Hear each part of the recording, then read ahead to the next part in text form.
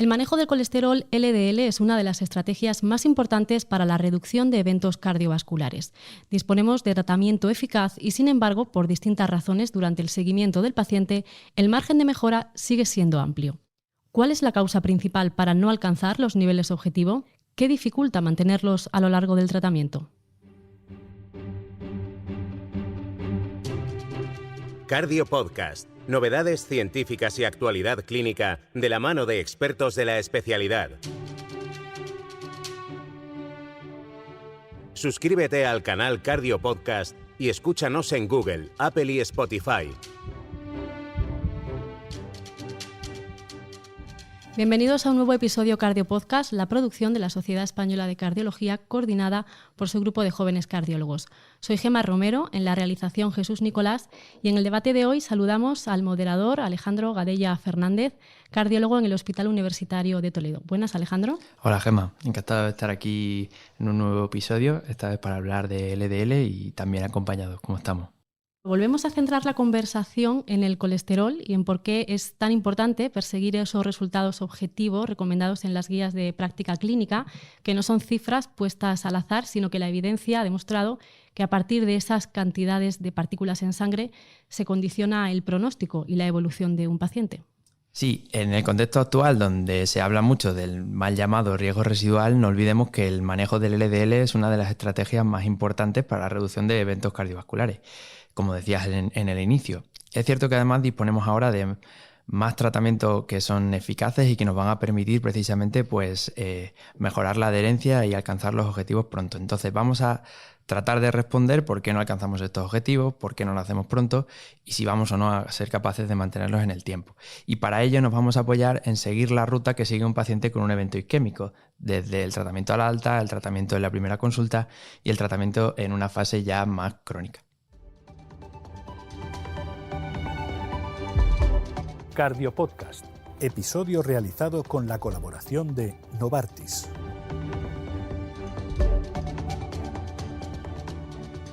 Para repasar las 3 fases del seguimiento de este paciente, Alejandro, nos acompañan 3 expertos. Pedro Chinchurreta Capote, cardiólogo en el Hospital Universitario Costa del Sol de Marbella. Hola, Pedro. Hola, muy buenas. Muchas gracias por la invitación. Mario Galván Ruiz, cardiólogo en el Hospital Universitario de Gran Canaria, Dr. Negrín. Bienvenido, Mario. Muchas gracias por la invitación. Y Cosme García García, cardiólogo en el Hospital Universitari Germans Trias y Pujol de Badalona. Hola, Cosme. Hola, buenas. Encantado de estar aquí con vosotros en este podcast. En el contexto hospitalario, Cosme, aunque me interesa la opinión de todos, en un paciente con un primer evento coronario, ¿cuál crees que es el tratamiento de elección al alta? Sí, el alta es probablemente el momento más importante de la prevención secundaria tras un síndrome coronario agudo, pues hemos de iniciar el tratamiento hipolipemiante. Y a la hora de iniciar ese tratamiento yo pienso que está condicionado por 3 características o 3 factores principales. 1, la potencia del tratamiento. 2, garantizar la adherencia a ese tratamiento. Y 3, evitar la inercia.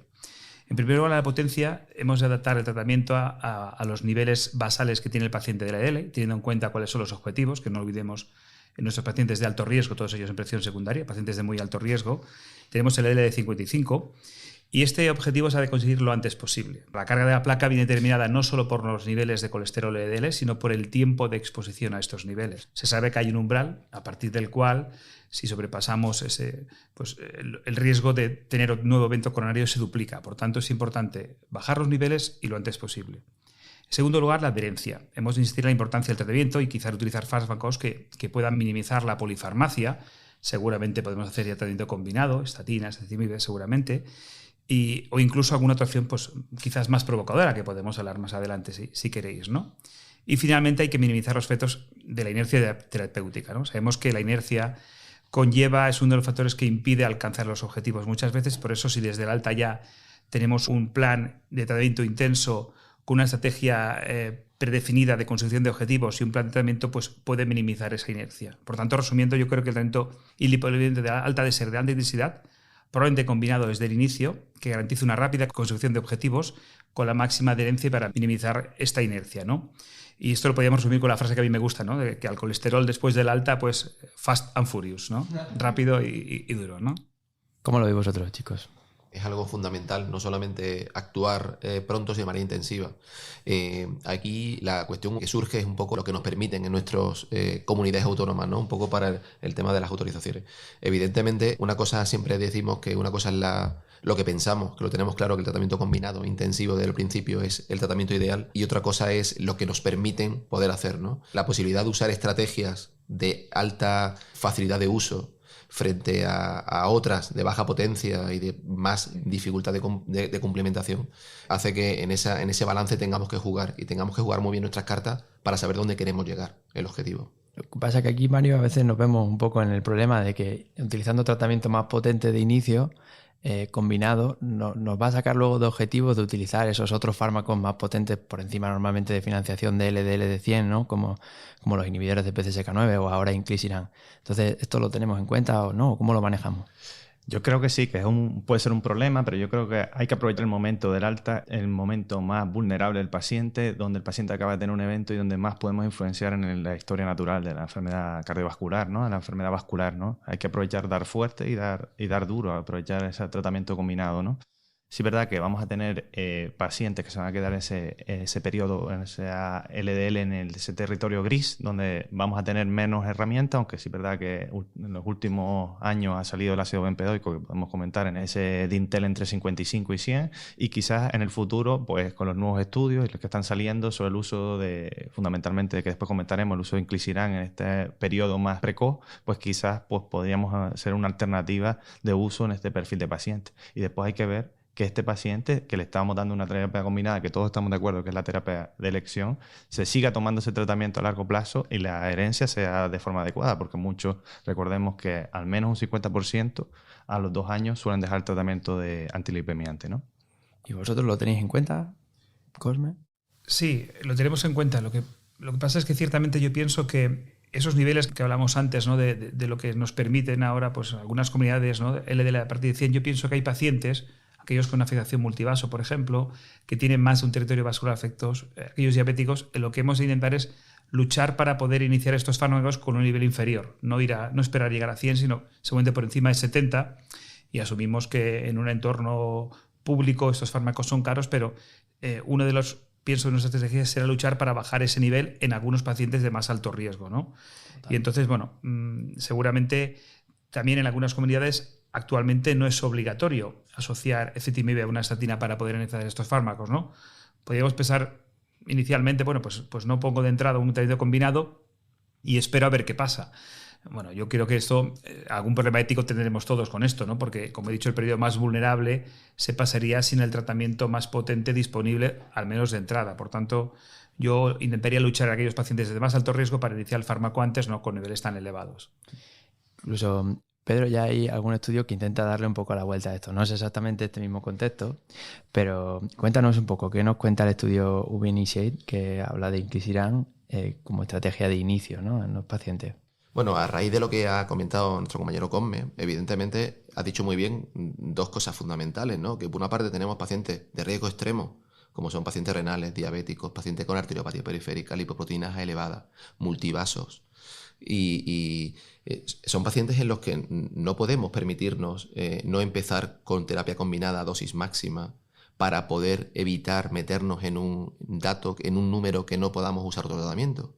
Debemos hacerlo. Creo que tenemos que tener unos acuerdos o tenemos que llegar a acuerdos, Sociedad Española de Cardiología o comunidades autónomas, para poder saber, dando eso, emitiendo en una zona de entre 55 y 100, saber qué sería si no lo tomara para saber poder tratamiento. En este estudio se ve claramente lo que todos queríamos ver, es decir, y lo que todos sabíamos, es decir, usar inclisiran desde un principio frente a usar la terapia combinada o no combinada inicial, ascendiendo de manera progresiva, que hace que la combinación, hace que el mantenimiento del tratamiento sea peor y el control sea peor, es lo que hemos demostrado en los registros nacionales. En los registros nacionales vemos claramente cómo el tratamiento es escalonado, hace que menos de un 30% de los pacientes tengan control del LDL. Pues esto es lo contrario, es empezar directamente con todo lo que tenemos, que te pide una adherencia muy alta y que te da unos resultados maravillosos, con lo cual creo que es el objetivo que tenemos que buscar. Sí, incluso Pedro, apoyando lo que decías, tienes razón. En ese estudio se intenta incluso no ser tan agresivo, porque aunque sabemos que las guías nos dicen LDL 55, inician inclisiran aquellos pacientes por encima de 70. Por tanto, ya son pacientes que se podrían aplicar a nuestra práctica clínica. El 90% ya están tratados previamente con estatinas, pero con una dosis de estatina, muchos de ellos de alta intensidad, y no consiguen LDL por debajo de 70. Por tanto, bueno, sería una forma, ¿no? En lugar de asociar otro tratamiento oral que nos puede dejar en una zona gris algo incómoda, pues ya directamente en estos pacientes pues empezar a inclisiran. Seguramente puede ser una estrategia que en aquellos pacientes seleccionados de alto riesgo se podía aplicar perfectamente y no estaríamos generalizando a todo el mundo y buscar el objetivo de 55 de entrada. Eso sería algo plausible y aplicable probablemente.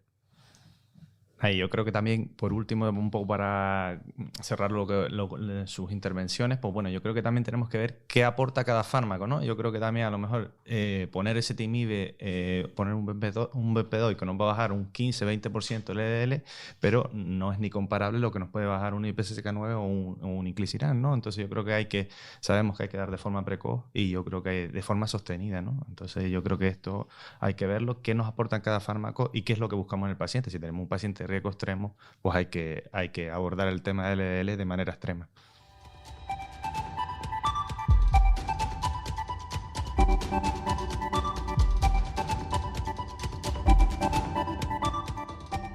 Después de la alta médica, el siguiente hito importante en la ruta terapéutica es la primera revisión tras el evento, Alejandro. Bueno, aquí imagino que en la mayoría de los centros se hará en el contexto de la rehabilitación cardíaca, pero podría ser en cualquier consulta de cardiología clínica general. Sabemos que, pues eso lo ha dicho Pedro ahora, menos de un 30% de los pacientes alcanzan objetivo y a veces se tardan meses o incluso años en conseguirlo. Entonces, Mario, ¿cuál crees que son las principales barreras precisamente para que no consigamos los niveles de LDL de forma rápida y mantenida? Que bueno, ya se ha ido comentando también. Sí, yo creo que un poco para completar lo que hemos dicho anteriormente, hay varios problemas. Uno es la adherencia, la pobre adherencia que tienen estos fármacos a los pacientes. Sabemos que el LDL no es una cosa que duela, que tú te dejas de tomar la estatina y el paciente no se te va a descompensar, no va a estar con clínica de congestión, insuficiencia cardíaca, sino es algo que va progresando y que sabemos que los niveles de LDL progresivamente más altos, pues va a tener un impacto en cuanto a los eventos, ¿no? La adherencia de estos grupos farmacológicos, pues es un problema. Otro es la inercia terapéutica. Hasta hace años, pues muchos de los cardiólogos no teníamos tan en cuenta el tema del abordaje de los lípidos y muchas veces, pues bueno, lo dejábamos el mismo tratamiento sin hacer una concienciación clara de la importancia que tiene esto. Incluso ya se ha pasado ese periodo vulnerable donde el paciente ya se ha ido de alta, se encuentra bien y yo creo que el paciente ya se empieza a olvidar de que ha tenido un evento y que se encuentra en un periodo que hay que seguir trabajando toda esa prevención secundaria. Esos son, yo creo, los principales problemas, yo diría, de la falta de consecución de objetivos del LDL, que sea tan baja, de menos de un 30% a los meses, ¿no? Yo estoy completamente de acuerdo con Mario, pero incluso añadiría el problema de la inercia y la adherencia terapéutica, que en ocasiones nos falta a los cardiólogos clínicos una falta de planificación de los objetivos al alta, ¿no? Si nosotros podemos conseguir que el paciente en el informe de alta figure que su nivel LDL objetivo es 55 y que todo paciente que salga del hospital de alta tenga ya programada una analítica a las 4 o 6 semanas seguramente del alta con un perfil lipídico completo y eso inmediatamente evaluado por otro médico, un cardiólogo, ya sea desde la consulta de rehabilitación cardíaca o una consulta clínica general, bueno, pues nos hará que todos los pacientes tengan un control que actualmente en cifras de los pacientes, por ejemplo, código infarto, hay publicados que el 20% de los pacientes jóvenes que tienen un infarto con acción de ST no se hace una analítica durante el primer año del alta. Esto es algo que pienso que no podemos permitir, entre comillas, ¿no? Por tanto, si el paciente se da de alta con una analítica programada a las semanas, perfil completo y una consulta para evaluar esta analítica, es algo que tendríamos ganado y con alta con objetivos claros de LDL. Pienso que puede ser también factores a tener en cuenta. Estoy totalmente de acuerdo. Ahí yo le pondría el punto que siempre comento en las consultas cuando las pasamos, ¿no? Que no solamente hay que verlo, sino que hay que actuar. Es decir, tenemos armas suficientes como para controlar el colesterol. Eso es fundamental. Y cuando se ven los registros, se ven claramente como que el problema que tenemos es que no usamos nuestras armas. En todos los registros, ese control del 30% que hemos comentado anteriormente es debido a que cuanto más usamos nuestras armas, mayor control hay, clarísimo, ¿vale? Con lo cual no podemos decir que no tenemos fármacos de potencia para conseguirlo. Tenemos que usarlos, ¿vale? Pacientes incluso con indicaciones de ese tipo de fármacos no los prescribimos y es la forma que tenemos que concienciarnos. No solamente poner por debajo de 55, sino poner si es por encima de esto o tiene esto, vamos a hacer esto porque no está indicado. Y remitir y verte en forma temprana, o sea, me parece que estoy totalmente de acuerdo. Y ahora voy a hacer dos preguntas un poco más concreta, que ya estamos en este escenario, entonces nuestro paciente lo hemos tratado al alta y llega con 55, en el rango de 55 y 100 de LDL, ¿no? ¿Qué estrategia utilizáis? ¿Tú qué estrategia utilizas, Pedro? ¿Qué arma de esta que estabas comentando? Bueno, hemos comentado anteriormente un poco el riesgo del paciente, ¿no? Eso es fundamental. Vamos a considerar de entrada que todos los pacientes son de muy alto riesgo e extremo riesgo, ¿no? Que son en este caso los pacientes que se ven en las consultas de rehabilitación cardíaca fundamentalmente, ¿no? Entonces, ese tipo de pacientes ya un poco juegas, un poco también cada centro o cada sitio tiene sus propios acuerdos, ¿no? Por ejemplo, en mi zona nosotros, pues si nosotros queremos descender a un paciente por debajo del 65%, en este caso siempre empezamos con estatina de máxima potencia y ezetimiba, ¿vale? Si el paciente queremos descenderlo por debajo del 75%, en función de donde llegamos, siempre inicialmente usamos estatina de alta potencia y ezetimiba, pero tenemos el margen de a partir de 70 poder usar PCSK9, ¿vale? De manera que eso nos da un margen que nos permite no dejar de tratar a un paciente de manera intensiva al alta pensando que nos puede meter en zona gris, ¿vale? Si quisiéramos descender por encima del 85% del LDL, en este caso no tenemos ninguna duda, que evidentemente tenemos que partir con PCSK9. ¿Eso es posible? Complicado. Con la forma que tenemos de administración es difícil. Pero sí tenemos que tener dirigido, hablar bien con farmacia, hablar bien con dirección, para poder jugar a nuestras cartas. Entonces, de manera resumida, yo hasta el 65% me quedaría tranquilo dando estatina de alta potencia más ezetimiba. A partir del 65-75% ya sé que voy a ir por un PCSK9 con estabilidad, en este caso, por ejemplo, inclisiran, que en este caso el tema de la adherencia es importante, un PCSK9 al irocumato o evolucumato.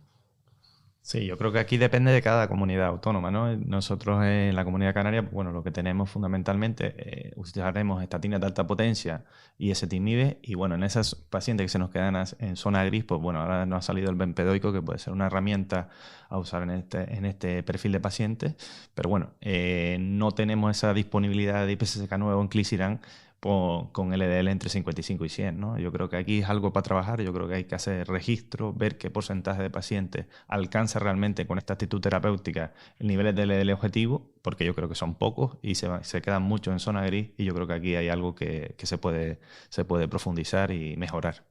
Sí, incluso el bempedoico en estos pacientes sí que puede ser útil, ¿no? Aunque realmente si ya están con estatinas, como compite con la misma vía, quizás aún te quedas corto, ¿no? Lo que pienso que el bempedoico nos aporta mucho, además de como un tratamiento complementario oral en aquellos sitios que tenemos más dificultades para poner los PCSK9, y sobre todo a que ante el mínimo efecto secundario de la estatina se retire, y eso entonces sí que es muy eficaz, ¿no? Pienso que sí que es una buena opción. Y luego pues siempre tenemos pues que luchar por poder administrar los vídeos lo antes posible, que como nos decía Pedro anteriormente, pues bueno, pues si ellos tienen margen aquí, pues algo ganado ahí, ¿no? Creo que es una buena opción.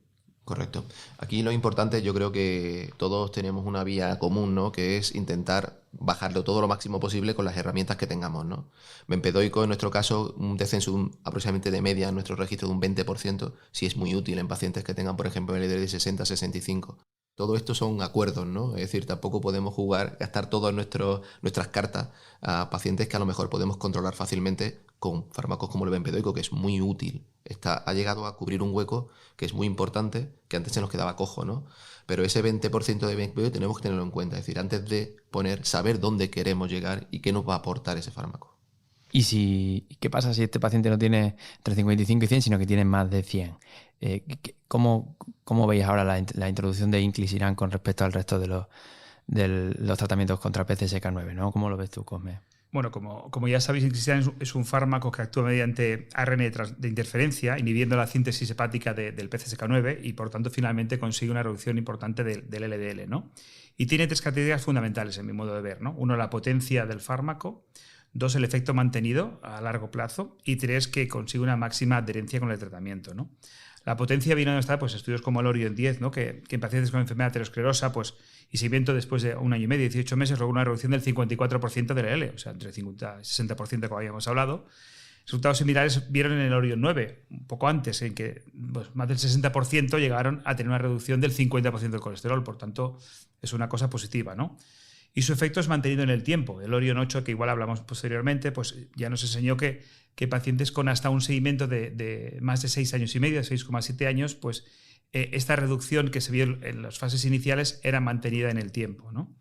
Y finalmente, la máxima adherencia al tratamiento. Son fármacos que, en este caso el inclisiran, ha de estar administrado por un personal médico. Esto garantiza la adherencia, aunque podríamos pensar de entrada que quizás es un inconveniente. Yo pienso que un fármaco que es de dispensación hospitalaria a coste de sanidad pública, que el precio pues no es económico como todos los IPCs económicos, lo que hemos de asegurar es que la adherencia sea máxima y 100%. Con la administración por un personal hospitalario, pues sí que eso está solucionado y la adherencia la garantizamos que es el 100%. Pienso que eso es una ventaja. O sea que su potencia incluirán efecto mantenido el tiempo y asegurando adherencia al 100% de los pacientes. Y yo, aparte de lo que muy bien ha dicho Cosme, yo añadiría que quizás tiene pocas interacciones con otros grupos farmacológicos y que los efectos secundarios son fundamentalmente locales a nivel de la inyección, donde se pone la inyección, pero son efectos secundarios bastante asumibles y que nos van a venir a completar este beneficios que tiene inclisiran, ¿no?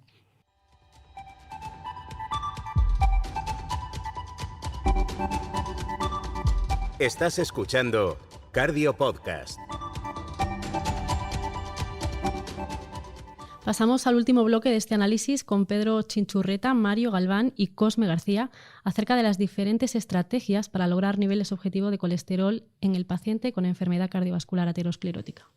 Bueno, pues la verdad que el control más allá de las primeras semanas siempre ya hemos ido tratando, ¿no? Que es crítico, en primer lugar porque tenemos que evitar el tiempo de exposición a niveles de LDL elevado pues cuanto antes y porque además si no somos agresivos al principio, luego cuesta mucho más, pues tanto por parte de los propios cardiólogos como también de atención primaria, pues modificar los tratamientos, ¿no?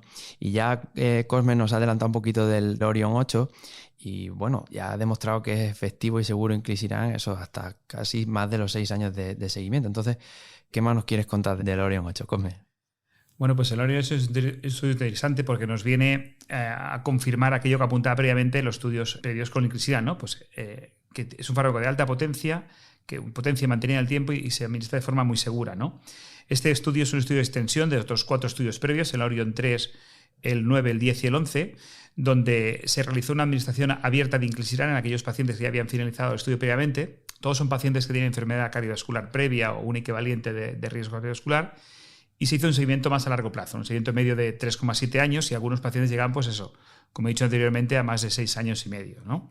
Entonces sigue aproximadamente unos 3.200 pacientes e incluso el índice llega a más de 12.000 pacientes años seguidos y con todos estos pues demostró que en los pacientes con enfermedad cardiovascular establecida pues una gran eficacia, ¿no? Pues casi el 80% de los pacientes llegan a tener LDL por debajo de 70, ¿no?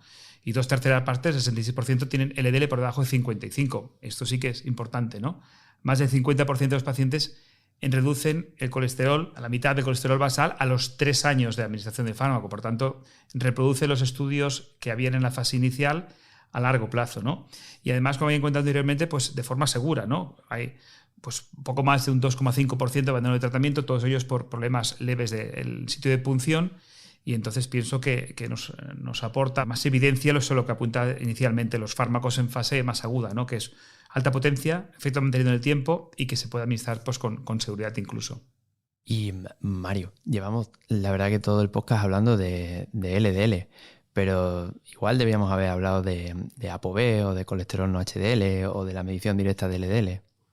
Por supuesto, yo creo que es algo complementario, ¿no? Sobre todo en aquellos pacientes que logramos bajar a niveles de LDL de forma drástica, importante, pero sin embargo hay pacientes que continúan teniendo eventos, ¿no?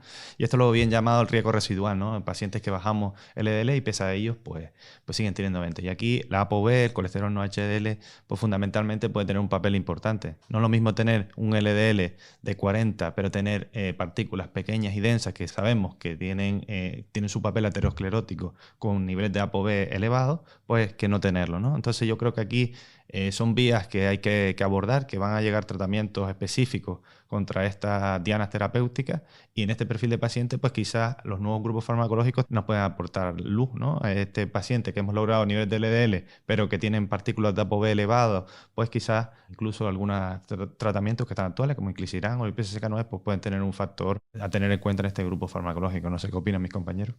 Totalmente de acuerdo. Es decir, nosotros cuando vemos un perfil lipídico no solamente miramos LDL, ¿no? Miramos no HDL, si tenemos ApoB, no hay que tener ApoB obligatoriamente, tenemos no HDL, es verdad que tiene más potencia. Es decir, nosotros vemos un perfil lipídico completo, ¿no? No tratamos solamente un valor, ¿no? Eso ya está totalmente desfasado y ya es una cosa que sí que sabemos con seguridad. De manera que el LDL evidentemente es nuestra diana inicial, pero la LDL no lo es todo. No lo es todo, con lo cual pedir LDL y ver solamente LDL no tiene a día de hoy no tiene sentido, ¿no? Una última pregunta para todos. Precisamente, ¿cómo habéis organizado esta administración de Inclisiran que necesita la administración sanitaria y bueno, quién lo administra y también cómo se puede organizar en una fase ya más crónica cuando llevemos algo más de tiempo, ¿no? ¿Come? Pues nosotros en nuestro hospital lo hemos hecho como el fármaco es de dispensación hospitalaria, se administra en farmacia y en ese mismo lugar hay una enfermera en farmacia que es la que pone la inyección en el paciente. Cuando vimos un poco las posibles opciones, pensamos que esta podía ser la más interesante porque, primero, con una sola visita del paciente recibe el fármaco y se administra directamente, evitamos que el fármaco pues, vaya circulando o por el propio hospital o incluso por la consulta por fuera. Entonces, si que el paciente tenga que venir otro día a traer el fármaco, se puede olvidar y podía bajar la adherencia. Por tanto, aseguramos la adherencia 100% y evitamos una circulación de unos tratamientos que que tienen su coste y sobre todo aseguramos la adherencia y lo ponemos fácil para el paciente. Viene a recogerlo en un sitio, en farmacia, y allí mismo una enfermera se lo administra. Eso es lo que hemos hecho en nuestro hospital. Mario. Nuestro sistema ha sido un poquito, nos hemos reestructurado el tema de la rehabilitación cardíaca. Cuando un paciente tiene un evento tras un ingreso hospitalario, pues lo primero que hacemos una interconsulta donde se hace la fase 1 de la rehabilitación. De esta manera, programamos las analíticas al seguimiento y la misma enfermera de rehabilitación cardíaca va a ser la que va a poner la Inclisiran, ¿no? Va a tener esta analítica, vamos a revalorarlo de forma precoz y vamos a pautar el Inclisiran en el caso que esté indicado, ¿no? Y si el paciente, también existe el caso del concienciarnos, del buscar los niveles elevados del LDL, ¿no? Y muchas veces en algunos pacientes que seguimos la cardiología clínica ya no están en el contexto de rehabilitación cardíaca, pues la búsqueda activa del LDL, de niveles elevados del LDL colesterol, pues puede ser que si están elevados, pues nuestra enfermedad de rehabilitación cardíaca contactamos con ella y se mete en el círculo de la rehabilitación. Bueno, en nuestro caso, aquí tengo que abogar también por el servicio de farmacia, ¿no? El servicio de farmacia, integrarlo dentro de este sistema es fundamental. Enfermería y servicio de farmacia juntos son muy potentes junto a nosotros. Es decir, un servicio de farmacia que no solamente sea capaz de dar un medicamento, sino de comprobar la adherencia del resto de los tratamientos, que es fundamental. Recordar que no solamente tenemos que dar Inclisiran, PCSK9, sino que se tome el tratamiento que tenga de estatina, de ezetimiba, de bempedoico, ¿no? De manera que farmacia actúa como dador de la medicación, comprobador de dieta, ejercicio, cierto grado de hábitos de vida y cumplimentación de la medicación, ¿vale? Esa farmacia se conecta con la enfermería de rehabilitación, que es la que pone la medicación y da la cita para la siguiente vez que necesita. El paciente se va directamente con su cita y su analítica de control para los 3 o 6 meses, en este caso 6 meses, que le corresponde para realizarlo. De manera que ese triunvirato de cardiología, rehabilitación, enfermería y farmacia ha hecho que el sistema nuestro ahora mismo pues, funcione bastante bien. Bueno, pues llegamos al final de este episodio. Pedro, Mario, Cosme, muchísimas gracias por vuestras aportaciones. Muchas gracias a vosotros. Gracias a vosotros. Cardiopodcast, episodio realizado con la colaboración de Novartis.